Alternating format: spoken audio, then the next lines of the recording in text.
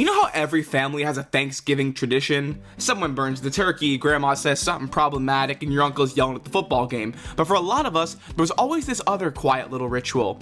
You're in your pajamas, the kitchen smells like stuffing, and you flip on the TV just in time to catch the Macy's Thanksgiving Day Parade rolling through New York. And somewhere between the Rockettes and Al Roker freezing his cheeksicles off, there he was. A 6-story purple dinosaur floating above Manhattan. For years, Barney was a mainstay among the miscreants they'd shove onto Broadway at 8 in the morning. On the ground, in the sky, waving, singing, perishing. But what most people don't know is that Barney didn't just show up and leave. No. He would permanently alter the course of the Macy's parade, even prompting New York City to step in and put their fists down. So today, in honor of Thanksgiving, we're going through every single Barney appearance. From the ground floats to the balloons, we'll take a look at his rise, fall, and the moment he disappeared. This is the complete history of Barney at the Macy's parade. Welcome to the Barney Desk.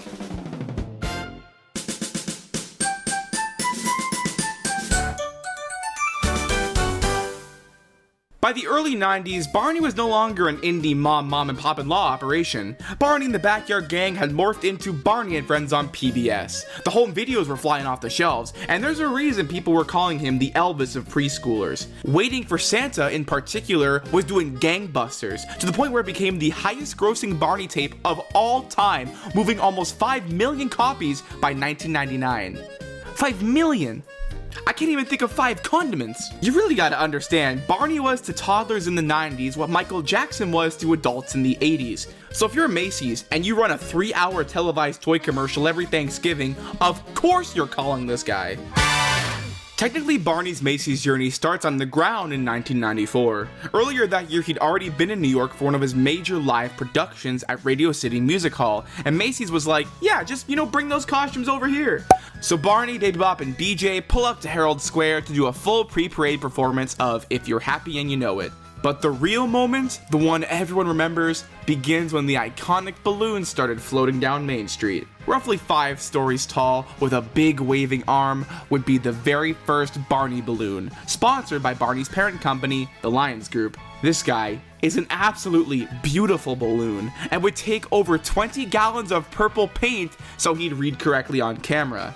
I can't even begin to tell you how big this guy is. NBC literally described him as a megasaurus, which honestly feels fair. He was 58 feet tall and dominated every shot. You gotta remember, this was peak Barney mania right now. People were going nuts. The moment you saw him crest over Central Park West, it was over. It was Santa arriving early. However, all that being said, the debut wasn't entirely smooth sailing. Not long after NBC's coverage of the balloon, Barney's leg got torn open. It wasn't catastrophic, these things happen. Balloon injuries are basically the parade equivalent of scraping your knee. A little patch job, a little helium TLC, and he'd be good to go for next year. Speaking of which, 1995, the Barney balloon returns, and he didn't just own the sky, he finally got his own float on the ground too. Kind of. It was a smaller float, pulled by this tiny little parade car, but it was fully decked out as a circus. The 3 dinos stood on a center ring, surrounded by bright flags and circus decor.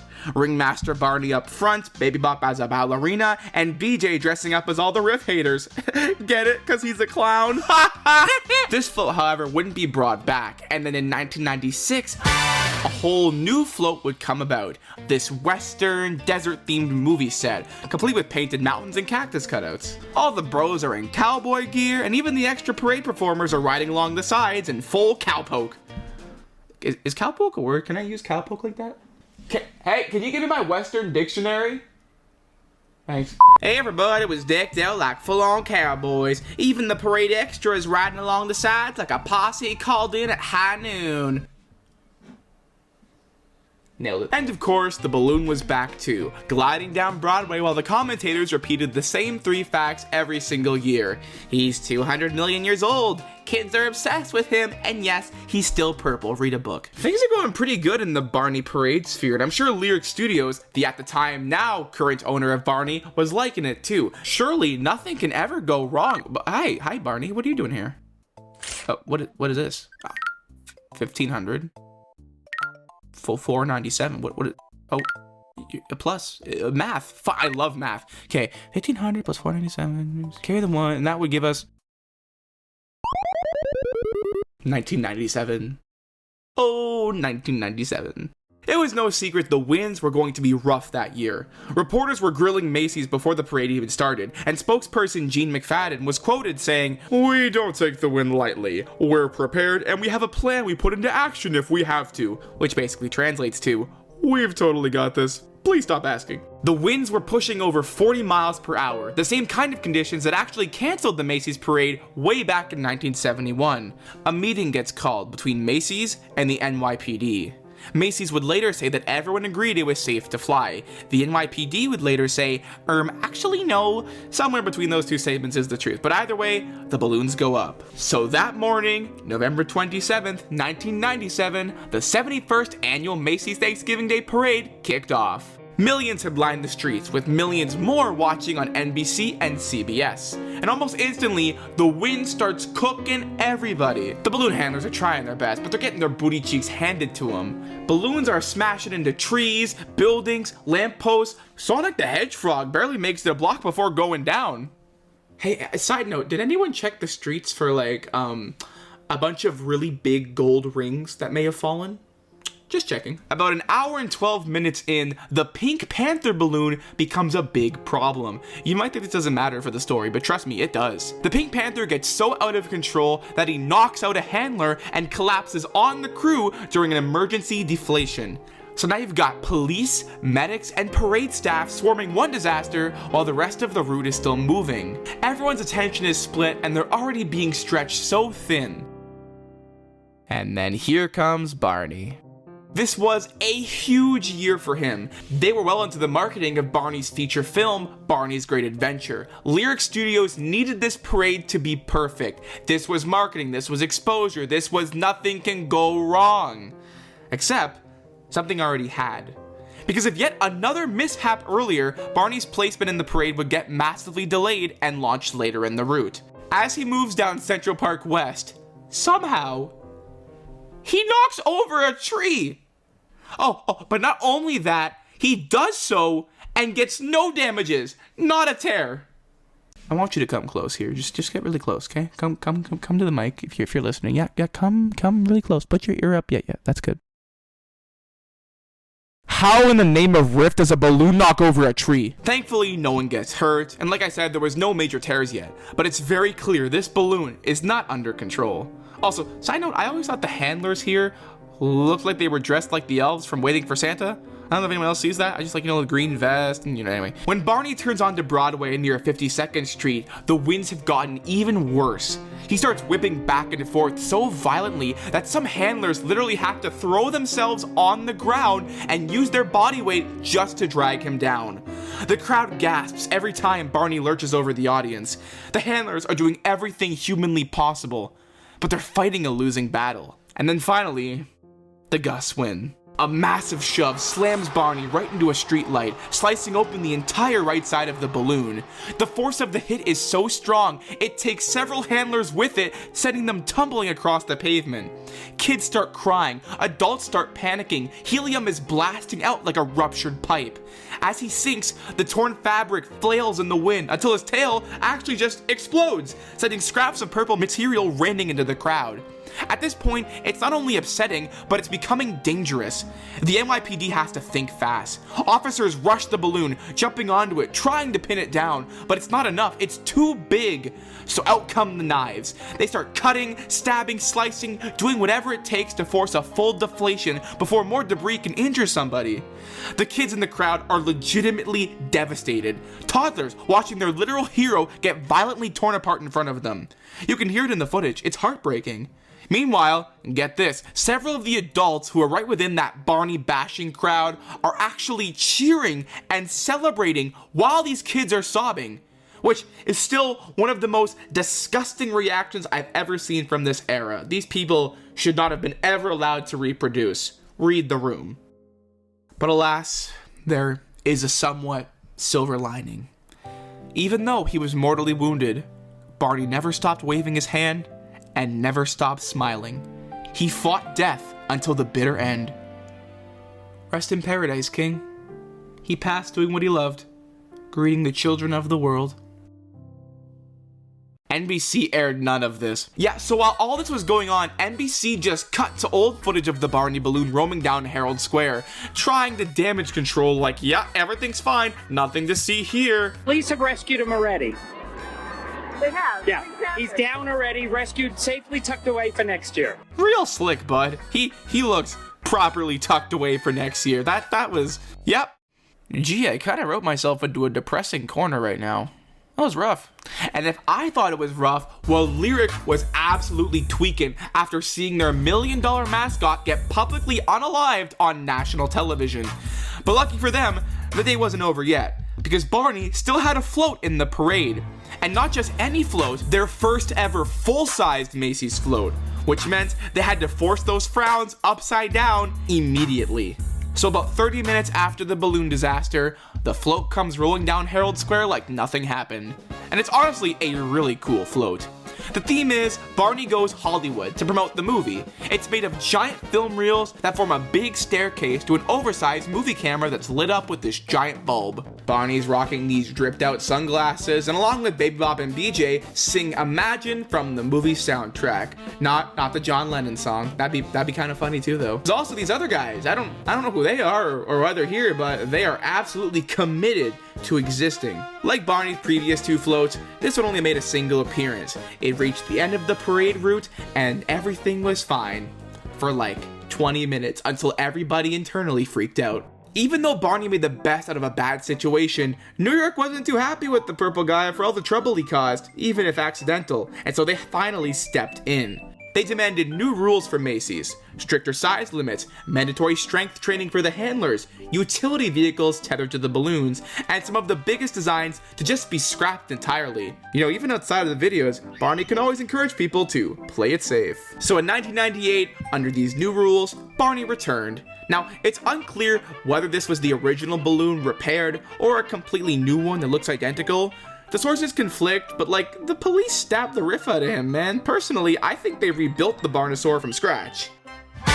It's now his 5th year in the parade and the 10th anniversary of the franchise, but it's also another rough weather Thanksgiving. Heavy winds and legit downpour, with multiple balloons deflating before they even start the route. I'm convinced if something else went wrong with Barney, Lyric would have just pulled him from the route. But thankfully, Barney managed to make it all the way this time, soggy, but victorious. Huzzah! Victory is his! Barney on the ground rolled in with something a little sweeter. Literally, on a brand new gingerbread house float. Barney's all bundled up in a raincoat, singing If All the Rain Drops while standing in front of an oversized candy-coated cottage. My alliteration is on point today. Now, despite Baby Bop and BJ are not here. Very peculiar. I don't mean to sound like a broken record, but this one only made one appearance and was retired. Then, 1999 hits, and Barney levels up. He gets his biggest float ever, and it is just purely gorgeous. This thing is a full 2-story recreation of the North Pole set from Barney's Night Before Christmas to promote the release of that video. Dinos stand up top as a huge clock ticks towards midnight. Down below, a toy train circles the base of the float with kids in pajamas in the middle. They perform Christmas is our favorite time of year, and yeah, they knew they cooked with this one, because this float would get brought back the next year. That being said, this would mark Bob West's final parade performance as the voice of Barney, after a decade of shaping who Barney is. In its next appearance, Barney was performed by Antoine Steele, physically, and if you know the fandom discourse, you already know people have opinions about the jaw movement here. People still pass this clip around as to why they don't like Antoine's Barney, but honestly, I'll take a performance where the jaw moves too much over one where it doesn't move at all. The voice here is Duncan Brandon, the temporary Barney around this time, leading a medley of Christmas songs with the little dinos. And then, in 2001, the final year of this float, we get a changing of the guard. Dean Went takes over as the new and ultimately final voice of Barney. And the man behind the costume this year is none other than David Joyner, veteran Barney performer returning for one of his last performances of his original run. They perform I Love the Holidays, and it closes out this gorgeous float's 3-year lifespan. This float would unfortunately be retired, marking the ending of Barney's Golden Parade era, and setting the stage for the final chapter of his Macy's history. By 2002, Barney was practically parade royalty. This was his 9th appearance in the Macy's Thanksgiving Day Parade, and it also lined up with the 10th anniversary of Barney and Friends on PBS, which NBC absolutely tried their best to acknowledge by accidentally calling it the 20th anniversary on air. Good job, guys. Great. Really nailed that one. What was correct, however, is that by this point, Barney was officially owned by Hit Entertainment, marking the start of a brand new era for the franchise. And Hit showed up swinging because 2002 didn't just bring back the balloon, it introduced one of the cutest floats Barney ever had. This was a full recreation of the Season 7 park set. The play structure with the slide, the little bridge over the pond, the trees, and yes, the iconic caboose sitting proudly in the back. It genuinely looks like they lifted the set out of the studio and just dropped it on 34th Street. There's also a weird detail here that I've seen nobody acknowledge. The logo on the float appears to be an early unused prototype of the Hit logo, specifically the Barney silhouette. That is not what it looks like in the finalized logo, and honestly, I'm glad they changed it. I'm not a fan. The dinos and dancers perform Colors All Around, and right after that comes a bittersweet milestone. This year marks the final flight of the original Barney balloon, the same design that debuted back in 1994 and survived a decade of Manhattan weather. Except that one time. By 2003, Hit Entertainment was fully in the driver's seat, and you could tell they were trying to leave their mark on Barney. And yeah, later they leave some marks we're still trying to scrub out of the carpet, but early on they really did try their best, I think. So they got to work designing an all-new parade era for the purple guy. And by the time the parade rolled around, we'd see Strike Up the Band Barney marching on to Manhattan. He's got this big trumpet in one hand and this bandleader hat that's the same size as a mid-range New York studio apartment. I find this balloon looks ever so slightly cheaper than the original, and I find it lacks a bit of the charm, but it's still pretty neat. For some reason, when this conductor debuted, he led the parade. No, like literally led the parade. For some reason, he started the parade solo, and the Barney float was nowhere near him. In fact, the float behind Barney that year wasn't even Barney, it was Charlie Brown. The float itself was the same from the year before, and the Dine Bros performed a medley of Please and Thank You and Good Manners. There's also this really sweet little moment where BJ excitedly yells, "My goat! I hope he moved to the Big Apple and pursued his music career." The next year in 2004, the float gets a bit of a winter makeover. Barney's now muddled up in scarf and mittens, and they even add this little polar bear guy. They perform It's Cold Bird, which, yes, both the polar bear and the song come straight from Colorful World, the home video Hit was pushing at the time. Side note, this song is so strange. Like, it's funny, but it's so strange. I recommend you go and give it a listen. But this is where things get sad, because 2004 ends up being the final Barney float to ever appear in the parade. The last time Baby Bop and BJ are in the lineup, and the most tragic thing to ever happen to Barney canon. Riff never appears in the Macy's parade! What are we even doing? But Barney himself wasn't quite done yet, because the balloon still had one more chilly Thanksgiving in him, which brings us to 2005. This one is still kind of rough. Before the broadcast even starts, high winds and a low-hanging tree rip open a part of his left foot and bonk his nose. Still, to his credit, Barney powers through the entire route, but you can tell this design is done. Every gust of wind threatens to recreate the 1997 incident. I'm just kind of anxious at this point. This balloon could have been fixed, but Hit didn't care enough to fix it. And so after 2005, Strike Up the Band Barney is officially retired. Hit decides there will be no replacement, no successor balloon, no new redesign. For the first time since 1994, the parade marches on without a giant purple dinosaur in the sky. It's the quiet end of an era, a silent muffling of a candle that burned for 12 straight years. In 2011, for the parade's 85th anniversary, Macy's built a float called Hats Off to Our Heritage, basically a moving museum of classic characters who once dominated the parade. Yogi Bear, Bugs Bunny, Clifford, Scooby-Doo, Arthur. And there, tucked in the lineup like a toy you almost forgot you had, is Barney. And that kind of hits me in my heart. Even though he's not the main attraction anymore, he's still part of the story of the parade. And that would end up being Barney's final appearance to date. So, why did Barney leave the parade for good? There's no real big major reason as to why, more just a slow drift. By the mid-2000s, Barney and Friends was winding down in the US, and Hit stopped caring about the brand. The show would come to an end in 2010, and preschool attention was shifting to newer brands, your Doras, your Pikachus, your CGI everything. And for Macy's, balloons aren't just balloons, they're billboards. If a character isn't the hot toy of the season anymore, the parade eventually hands the spotlight to whatever is. But even without a balloon floating above Manhattan, Barney has truly never left the parade, because every November, without fail, the 1997 footage comes back. The clip went viral in the early 2010s under the title Thanksgiving 97, the day Barney was killed, pulled straight from the amateur footage of the crash. It has millions of views and now resurfaces every single Thanksgiving on social media. Some of the comments on this video are quite funny, and I recommend you go read them. Maybe it'll give you a bit of closure, a bit of solace with this. And that is the complete history of Barney at the Macy's Thanksgiving Parade, a run that basically became its own little holiday tradition. Year after year, on the ground or floating above Broadway, he was always there with us, like the smell of stuffing or the usual family arguments. That huge burst of purple just made the morning feel cozy and magical. Even I get nostalgic seeing the balloon, and I wasn't even around for the original run. There's just something about this big, friendly, adorable design that really just melts my heart. We're really letting the emotions out on this one, okay. But even if the balloons and the floats are long gone by now, it's still a warm feeling knowing they existed. That for 12 straight years, Barney really was a winter icon. Something families watch together. And even if he doesn't show up in the lineup anymore, that feeling still hits every November. A reminder that winter really is wonderful.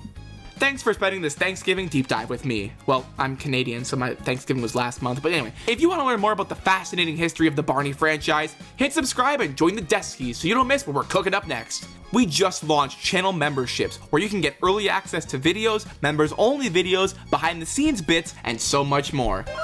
You can check it all out by hitting the join button right below this video.